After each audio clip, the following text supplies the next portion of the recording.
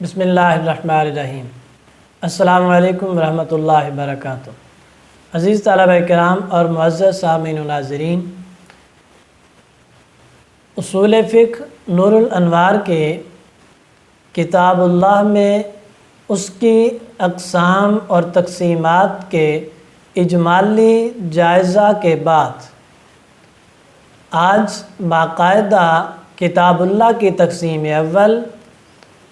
کی قسم اول خاص کی ابحاث میں داخل ہونے لگے ہیں۔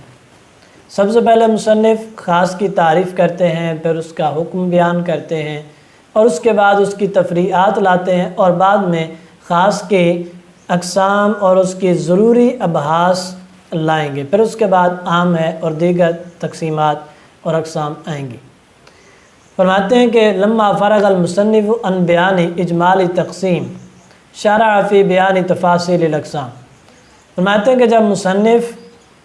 تقسیمات کا اجمال بیان کرنے کے بعد اجمال بیان کرنے سے فارغ ہوئے تو اب ان تقسیمات کی تفصیل کی طرف بڑھتے ہیں۔ فقال، فرمایا، اما الخاص فکل لفظ وضع لمعنی معلوم علی الانفراد۔ فرمایا کہ خاص ہر وہ لفظ ہے کہ جو انفرادی طور پر معلوم معنی کے لیے وضع کیا گیا کہ پہلی چیز اس کے اندر یہ ہے کہ وہ لفظ موضوع ہو اور اس کا معنی معلوم ہو، معلوم المعنی ہو، اور دوسری چیز اس کے اندر یہ ہے کہ معلوم المعنی کے ساتھ ساتھ اس کے اندر انفرادیت بھی پائی جائے، یعنی کئی افراد کے اندر اس ایک فرد کو مخصوص کر دیا جائے، انفرادی طور پر کسی ایک فرد کو مخصوص کر دیا جائے، فرماتے ہیں کہ وہ خاص ہوتا ہے۔ اب اس کے بعد اس تعریف کی وضاحت کی طرف بڑھتے ہیں۔ فرمایا فقولہ کل لفظ بمنزلۃ الجنس۔ فرمایا کہ اس کے اندر تعریف میں کل لفظ یہ جو استعمال کیا مصنف نے یہ جنس ہے، لکل الفاظ تمام الفاظ کے لیے، تو اس کے اندر ہر لفظ شامل ہو گیا، والباقی کالفصل،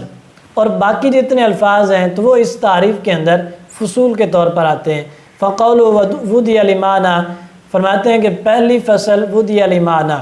یہ کہنے سے یخرج المہمل، مہمل الفاظ خارج ہو گئے۔ وقولہ معلوم، اور اس کے بعد دوسری فصل ہے معلوم،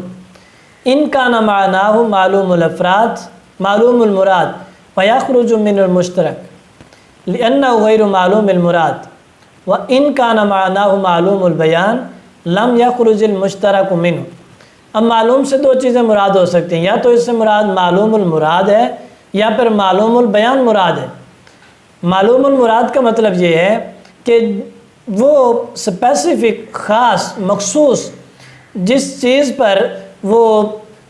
جس چیز کی بحث ہے، جس چیز کی بات چل رہی ہے، مخصوص کر کے اس کی شخصیت کو ٹارگٹ بنا کے اسی کی بات کی جائے۔ معلوم المراد، جو مراد تھا، جس کی بات تھی، جو مخصوص تھا، وہ معلوم ہو۔ اور دوسرا معلوم البیان یہ ہے کہ وہ جو لفظ استعمال ہوا اس کا بیان، اس کی تعریف، اس کا مفہوم، اس لفظ کا بیان، اس کا مفہوم اور اس کا معنی وغیرہ وہ معلوم۔ فرماتے ہیں کہ اگر معلوم المراد ہو، یعنی کہ جو حقیقت میں مراد ہے، جس کی بات ہے، تو فرماتے ہیں فیخرج من المشترک، تو اس سے مشترک خارج ہو جائے گا، کیونکہ مشترک کے اندر کئی چیزیں ہوتی ہیں، اور جب معلوم المراد آ جائے گا ان کئی چیزوں کے اندر جو ایک مرادی ہے، جو معنی مرادی ہے، وہ مخصوص ہو جائے گا اور باقی خارج ہو جائیں گے۔ لأنہ غیر معلوم المراد، کیونکہ مشترک وہ ہوتا ہے کہ وہ غیر معلوم المراد ہوتا ہے، اور اگر معلوم البیان ہو تو اس صورت میں کہتے ہیں کہ مشترک خارج نہیں ہوگا۔ معلوم البیان میں تو یہ ہوتا ہے کہ اس لفظ کا معنی واضح ہو جائے، اس لفظ کا بیان واضح ہو، وہ خاص ہو۔ تو جب اس لفظ کا معنی یا اس کا مفہوم خاص ہے تو اس کے اندر مشترک بھی شامل ہے، کیونکہ مشترک کا مفہوم بھی خاص ہوتا ہے، اگرچہ اس کے اندر افراد کئی ہوتے ہیں لیکن اس کا مفہوم خاص ہوتا ہے۔ تو مانتے ہیں کہ اب تک مشترک شامل ہے۔ وَيَخْرُجُ مِنْ قَوْلِهِ عَلَى الْإِنْفِرَادِ، اور جب علی الانفراد کہا تو اس سے مشترک بھی خارج ہو گیا۔ انفراد کا مطلب یہ ہوا کہ کئی افراد کے اندر سے مخصوص کسی ایک فرد کو وہ ایک فرد ایک معنی پر دلالت کرے، تو اس لحاظ سے مشترک خارج ہو گیا۔ لأن معناه حينئذ أن يكون المعنى منفردا على الانفراد عن الافراد، فرماتے ہیں کہ کیونکہ انفراد کے ساتھ معنی یہ ہوا کہ کئی افراد کے اندر سے منفردن کسی ایک کو منفرد انفرادی طور پر اس کو مخصوص کرتے ہوئے اس پر دلالت کرے۔ وان معنی آخر فیخرج منه عن المشترک والعام جميعا، فرماتے ہیں کہ اور دوسرا معنی اس کا مفہوم یہ ہے کہ اس سے مشترک اور عام دونوں خارج ہو گئے، یعنی وہ جو معلوم البیان تھا اور پھر اس کے بعد علی الانفراد، جب انفراد کہہ دیا تو انفراد سے مشترک بھی خارج ہو گیا اور مشترک کے ساتھ ساتھ عام بھی خارج ہو گیا۔ وَإِنَّمَا ذَكَرَ اللَّفْظَ هَٰؤُنَا دُونَ النَّظْمِ، فرماتے ہیں کہ پیچھے تقسیمات میں نظم کا لفظ استعمال کیا تھا اور یہاں پر لفظ بولا ہے، نظم کی بجائے لفظ استعمال کیا۔ فرماتے ہیں کہ جریًا علی الاصل، اس کی اصل پر یہ لفظ بولا،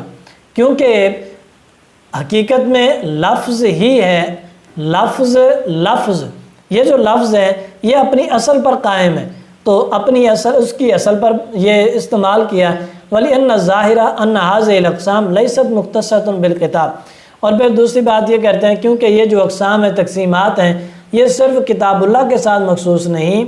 آغاز میں تو کتاب اللہ کے ادب میں نظم کہا تھا، لیکن یہ تقسیمات اور یہ تعریف صرف کتاب اللہ سے مخصوص نہیں،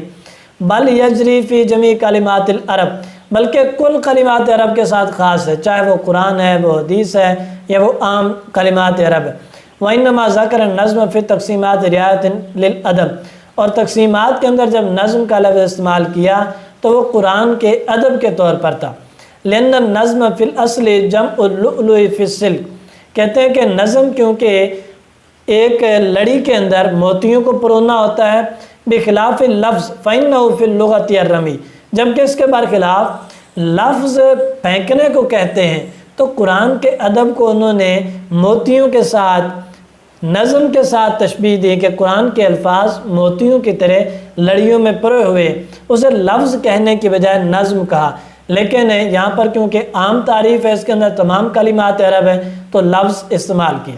وَأَمَّا ذَكَرَ كَلِمَةَ کل، فرماتے ہیں کہ لفظ تعریف کے شروع میں کل کہا، فَإِنَّهُ وَإِنْ كَانَ مُسْتَنْكِرًا فِي التَّعْرِيفَاتِ فِي اصطلاح المنطق، فرماتے ہیں اگرچہ منطقی جین کے نزدیک تعریف کے اندر کل کا لفظ استعمال کرنا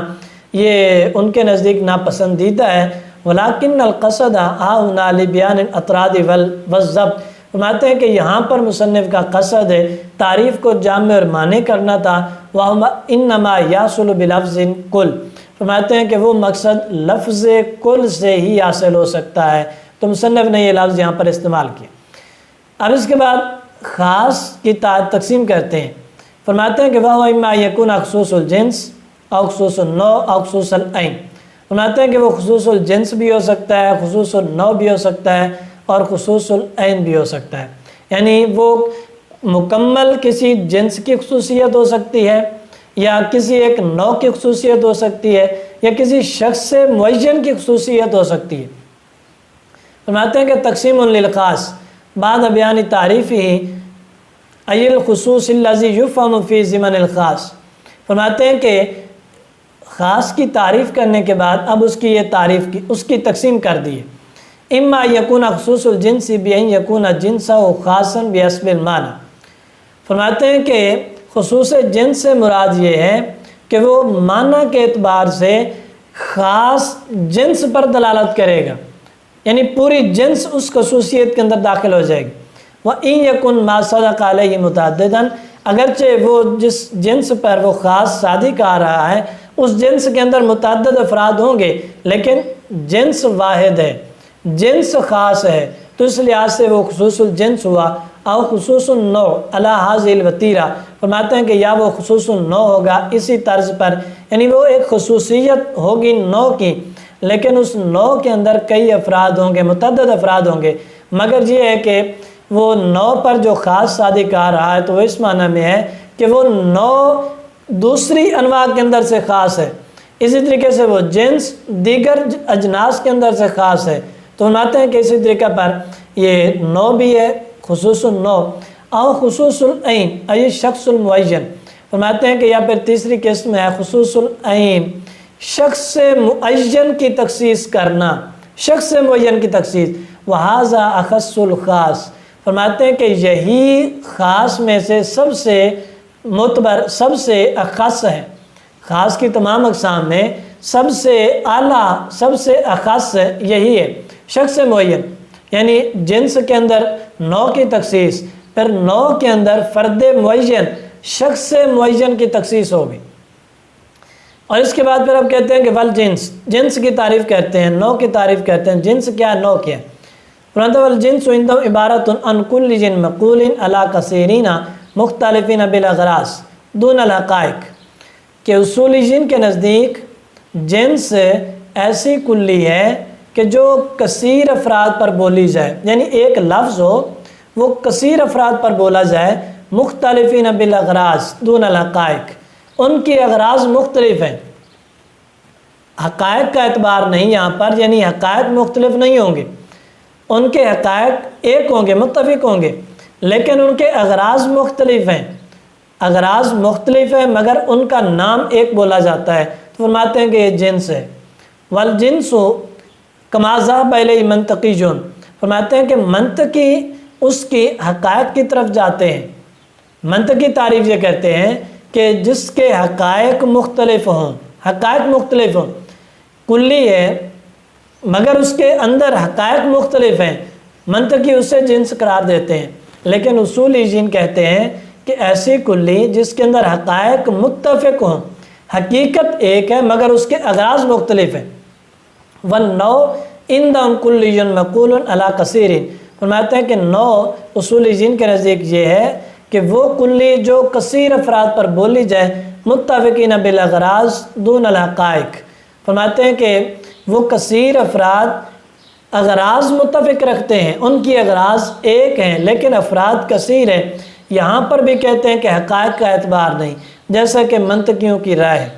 منطقی حقائق دیکھتے ہیں جبکہ اصولی جن اغراض دیکھتے ہیں، فَهُمْ إِنَّمَا يَبْحَثُونَ عَنِ الْأَغْرَاضِ دُونَ الْحَقَائِقِ، فرماتے ہیں کہ اصولی جن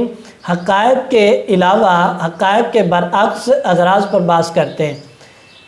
منطقی تعریف جو بیان کرتے ہیں کہ وہ کلی جس کے اندر موجود افراد کی حقیقتیں مختلف ہوں وہ جنس ہے، اور پھر جس کلی کے اندر افراد کی حقیقتیں متفق ہوں مگر ان کے اغراض مختلف ہوں وہ نوع ہے۔ اصولی جن کے نزدیک جس کلی کے اندر حقائق متفق ہیں مگر اغراض مختلف ہیں وہ نوع نہیں بلکہ جنس ہے، فرماتے ہیں کہ فربا نوع عند المنطقیین جنس عند الفقہاء، کہ جو منطقیوں کے نزدیک نوع بنتی ہے فقہاء کے نزدیک وہ جنس بنتی ہے، کما یظہر عن الامثلۃ التی ذکرھا بقول، جیسا کہ وہ مذکور امثلہ سے، مثالوں سے واضح ہے، کا انسان و رجل و زید، یہ مثالیں بیان کی، فل انسان نظیر خاص الجنس، انسان خصوص جنس کی تعریف مثال ہے۔ اصولیوں کے نزدیک انسان جنس ہے جبکہ منطقیوں کے نزدیک یہ نوع ہے۔ فَإِنَّهُ مَقُولٌ عَلَىٰ كَثِيرِينَ مُخْتَلِفِينَ بِالْأَغْرَاضِ، فرماتے ہیں کہ یہ ایسی کلی ہے کہ جو کثیر افراد پر بولی جاتی ہیں، ان کے اغراض مختلف ہوتے ہیں، حقائق متفق ہیں، اغراض مختلف ہیں۔ فَإِنَّ تَحْتَهُ رَجُلًا وَامْرَأَةً، فرماتے ہیں کہ اس جنس کے اندر مرد اور عورت داخل ہیں، مرد اور عورت داخل ہیں۔ وَالْغَرْضُ مِنْ خَلْقَةِ الرَّجُلِ، اب مرد کی تخلیق کا غرض اور ہے، عورت کی تخلیق کی غرض اور ہے۔ فرماتے ہیں کہ مرد کی تخلیق کی غرض یہ ہے ہوا کونہ نبیًا و اماما و شاہدا فی الحدود والقصاص و مقیما للجمعۃ والاعیاد والنحو، فرماتے ہیں کہ مرد نبی بنتا ہے، امام بنتا ہے، حدود اور قصاص کے معاملات میں شاہد بنتا ہے، جمعہ اور عید کو قائم کرتا ہے، اور اس طریقے کے اور معاملات ہیں۔ والغرض من المرأة، اور عورت کی غرض یہ ہے کونها مستفرشۃ آتیۃ بالولد مدبرۃ لواج البیت وغیرہ ذالک، فرماتے ہیں کہ عورت مرد کے لیے مستفرشہ بنتی ہے، اولاد جنتی ہے، اور وہ گھر کی ضرورتیں دیکھ بھال کرتی ہے گھر کی، مرد باہر کی دیکھ بھال کرتا ہے، عورت گھر کی دیکھ بھال کرتی ہے، تو فرماتے ہیں کہ دونوں کے اغراض مختلف ہیں لیکن حقیقت متفق ہے، تو لہٰذا یہ اصولیوں کے نزدیک جنس ہے، منطقیوں کے نزدیک نوع ہے۔ والرجل نظیر خاص النوع، فرماتے ہیں کہ رجل مرد یہ نوع کی مثال ہے۔ فَإِنَّهُ مَقُولٌ عَلَىٰ كَثِيرٍ مُتَّفِقٍ بِالْأَغْرَاضِ، کیونکہ اس کے اندر کثیر ایسے افراد پائے جاتے ہیں کہ جن کے اغراض متفق ہیں، اغراض ان کے متفق ہیں، ایک ہیں۔ فَإِنَّ أَفْرَادَ الرِّجَالِ كُلُّهُمْ سَوَاءٌ فِي الْغَرْضِ، کیونکہ رجال کے اندر تمام افراد برابر کی غرض رکھتے ہیں، اسی طریقے سے نساء کے اندر تمام افراد برابر کی غرض رکھتے ہیں، تو لہٰذا مرد رجال یہ الگ نوع ہوئے اور نساء الگ نوع ہوئی۔ وَزَيْدٌ نَظِيرُ خاص العین، اور فرماتے ہیں کہ زید یہ خاص العین کی مثال ہے، کیونکہ اس کے اندر شخص معین کی تخصیص آ گئی۔ فَإِنَّهُ شَخْصٌ مُعَيَّنٌ لَا يَحْتَمِلُ الشِّرْكَةَ إِلَّا بِتَعَدُّدِ الْأَوْضَاعِ، فرماتے ہیں کہ یہ شخص معین اپنے اندر تعدد کا احتمال نہیں رکھتا، اس کے اندر تخصیص شخص معین کی جاتی ہے، تو لہٰذا یہ خصوص العین ہوا۔ اب اس کے بعد مصنف خاص کا حکم بیان کرتے ہیں اور پھر اس کے بعد اس کی تفریعات لاتے ہیں، انشاءاللہ اگلے درس میں یہ ہوگا۔